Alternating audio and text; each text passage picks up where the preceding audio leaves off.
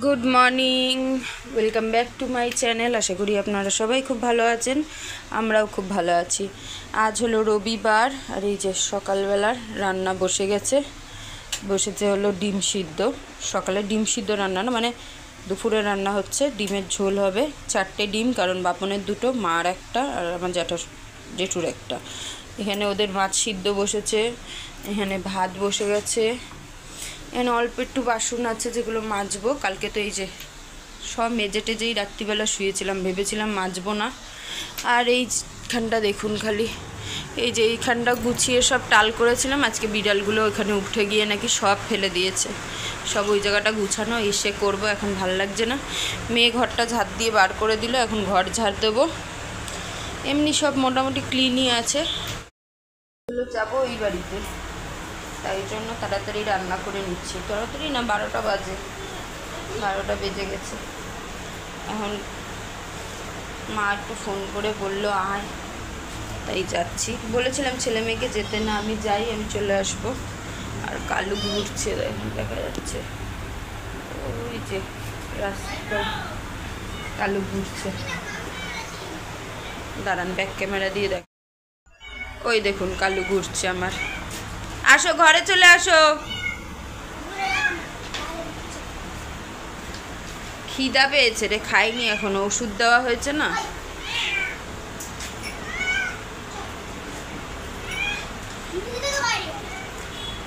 ঘুরতে বেরিয়েছে। তো এখন 3জনে মিলে বেরিয়ে পড়লাম। এখন ওই 1:15-20 মতো বাজে, 3জনে হাঁটতে হাঁটতে এখন যাচ্ছি।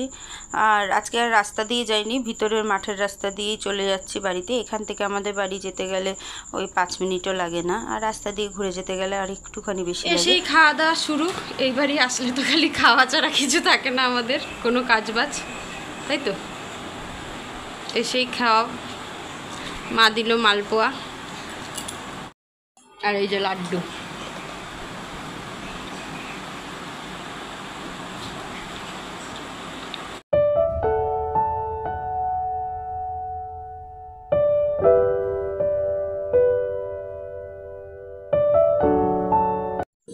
মা এখন এই যে পুজো দিয়ে দিচ্ছে, আর বুচান বসে বসে মোবাইল দেখছে, আর আমি আর গোলু শুয়ে রয়েছি। এই বাড়িতে তো খাবার শোয়া ছাড়া কোনো কাজ নেই। আসলে পরে সারাদিন খালি খেতে দেয় আর শুতে দেয়, এছাড়া কোনো কাজ করতে দেয় না।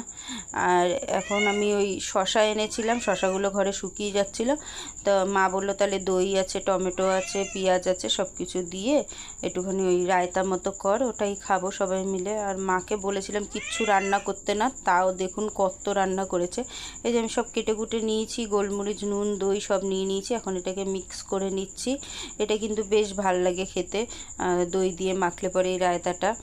তো আমি মাঝে মাঝেই বাড়িতেও বানাই। আর বুচানও খেতে বসে গেছে, আর বুচান এখানে মাছ ভাজা দিয়ে ভাত খাচ্ছে। আর মা রান্না করেছে যে ডিমের তরকারি, মানে ডিমের অমলেট করে ঝোল, আবার করেছে হলো মাছ ভাজা, আর করেছে ডাল শুকনো। আর ওইদিকে তো আমি ওই যে রায়তা বানালামই, তো এত কিছু আবার রান্না করেছে। তো আমি মাকে বলেছিলাম মা শুধু মাছ ভাজা ঘি দিয়েই খেয়ে নেবো, কিচ্ছু করতে হবে না। তো এগুলোও আবার করেছে। তো এখন আমি গোলুকে খাওয়াতে বসাচ্ছি। আমি বাড়িতে থাকি আর বাইরে থাকি, এটা তো আমার ডিউটি। এখানে এসেও হাত থেকে নিস্তার পাওয়া যায় না। তা ওকে খাইয়ে নেবো, বুচানো খেয়ে নেবে, তারপরে আমি আর মা খেতে বসবো। তো ওকে এখন খাইয়ে দিই, চলুন, তারপরে আবার আসছি আপনাদের সঙ্গে বকবক করতে। ডাল শুকনো করেছে আমার মা, এত যে ভালো লাগছে খেতে। একটুখানি মুখে দিলাম, পুরো কাসন্দি কাসন্দি দিয়ে যেরকম করে না মাখে, ওরকম লাগছে খেতে, কিন্তু কিছুই দেয়নি বললো মা। ডালটাকে খালি শুকিয়েছে, বাসি ডাল, সেটাকে শুকিয়েছে। মাম ভালো হয়েছে না মাম? প্রত্যেকটা রান্না ভালো হয়েছে আমার মেয়ে বলছে।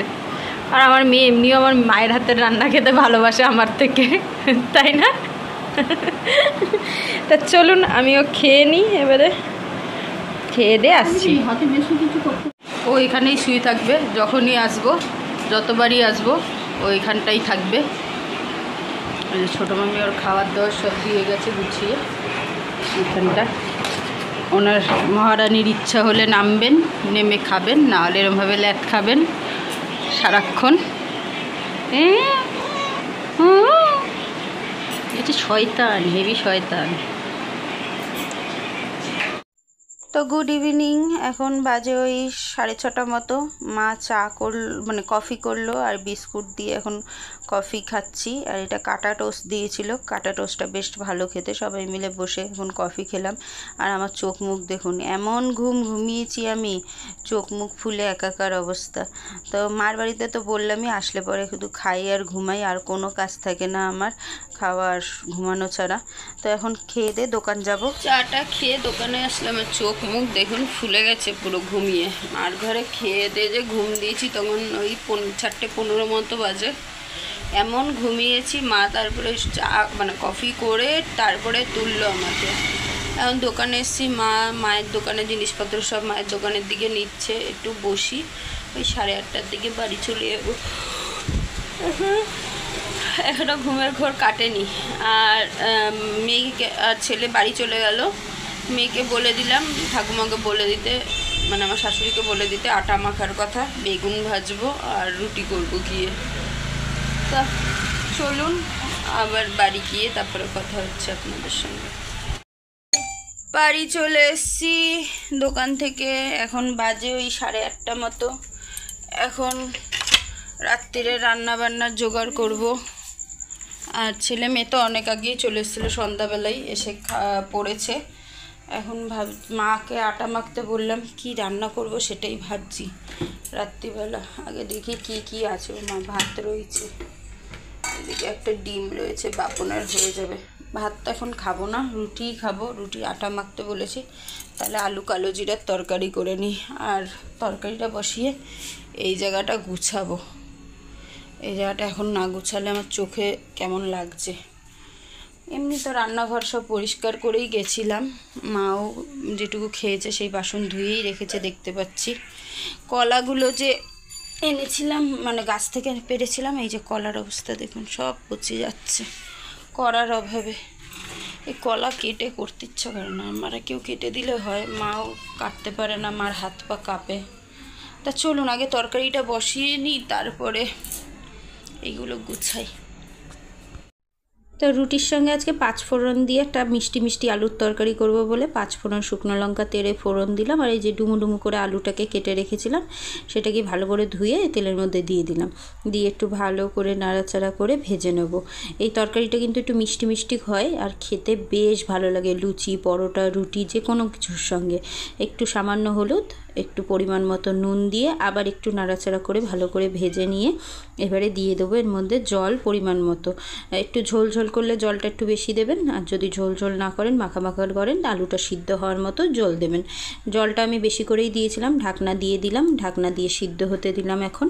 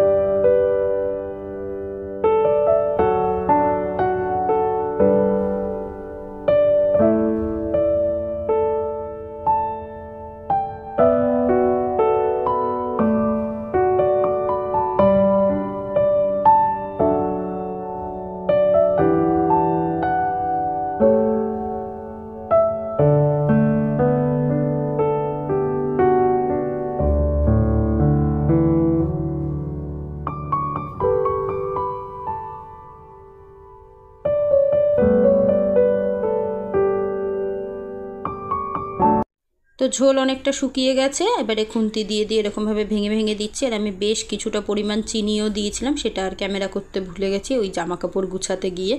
তো এখন এই যে তরকারি হয়ে গেছে, এবারে সবাইকে রুটি করে খেতে দেওয়ার পালা। আমি জমিটি হেঁটে হেঁটে এসে হাঁপিয়ে গেছি গো, একটা মতো বাসা গো, সোনু বাসা গো, সোনু বাসা গো। এটা তো আমার সোনা, এটা তো আমার সোনা হয়। দাও খেতে দাও, খেতে দাও দিদি। তো বাপন এখনও আসেনি, এদিকে মেয়েরও খাওয়া হয়ে গেছে, আর জেঠু আর শাশুড়ি মাকেও দিয়ে দিয়েছি। এখন আমার রোজকার যে কাজ, দুবেলা আমার ছানাপোনাকে খাওয়ানো, মানে আমার ছেলেকে খাইয়ে দেওয়ার কাজ শুরু করে দিয়েছি। তাহলে চলুন ভিডিওটা এটুকুই, দেখা হচ্ছে নতুন ব্লগের সঙ্গে। আজ আসি, টাটা।